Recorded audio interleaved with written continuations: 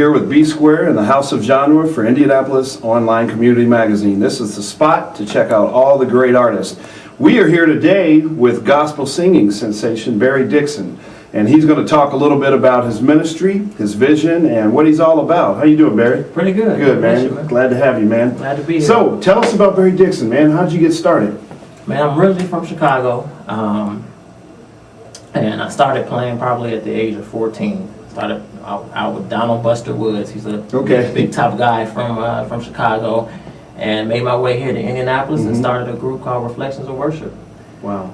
Yeah, and it's been great, man. We've been busy, and we're cutting a CD this year. Should be out in the next couple months.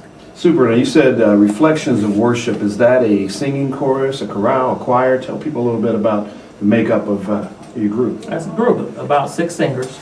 Reflections of Worship, I was inspired by my mentor. He passed away in 1998, Orlando Draper. And that's where I got the name from, Reflections of Worship, because we should be reflecting a lifestyle of worship. And I mean, it's a great group of singers, man, and they're just, doing their thing, man. So as far as the material that's coming up on your upcoming CD, are you writing that or producing that? Or Yeah, tell me about that. I wrote the whole album. We have 10 songs on the album coming out. Gospel music, a little variety of everything in there. So we have church, something that you can sing in your church choir, praise and worship. We have a rock tune on there. So it's a lot of different music, but it's all related to reflecting that lifestyle of worship. I like that lifestyle. What do you think, if you had a central theme or something that you center your praise team around, and what do you tell your people? How do you inspire them? I really inspire them by worship. I really feel that we were designed and created. The purpose is to worship God, and the only way we can do that and to have the intimate worship is to live that lifestyle. If we don't have that lifestyle, then you can't have that dialogue between you and the Master. Now you mentioned your church background a little bit. Tell me about that. Well, I'm Minister of Music of Trinity CME. We're located on Dr. Andrew J. Brown here in Indianapolis. I've been there about 5 years.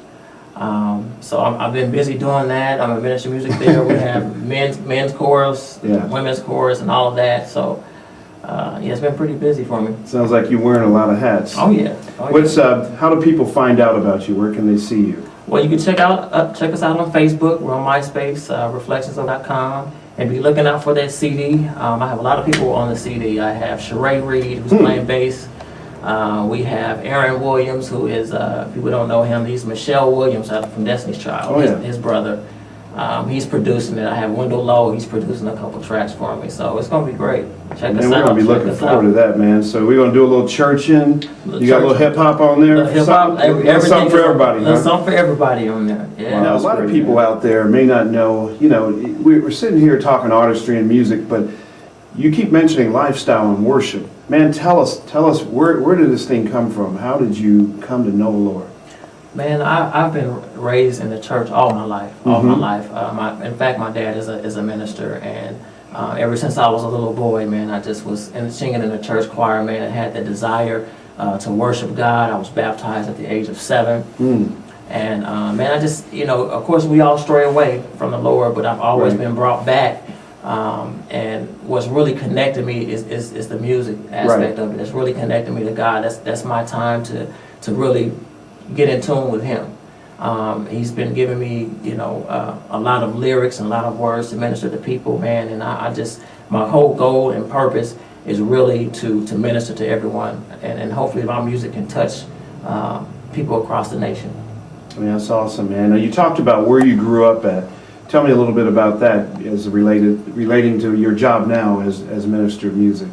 Well, I come from a Kojic background. Okay, so you're saying something right there now. I already know about a little something about that. Kojic background, a little Pentecostal in there and everything. So, but how this brought me to here, man, it gives me a variety of different, I would say, worship experiences. Because I play for a Methodist church, and they're looking to have that contemporary worship. So, I'm able to touch people in all different types of aspects. They may be Kojic background, they may be attending this Methodist church, or apostolic, or whatever the case may be. But it's definitely getting me well-rounded as far as the music aspect.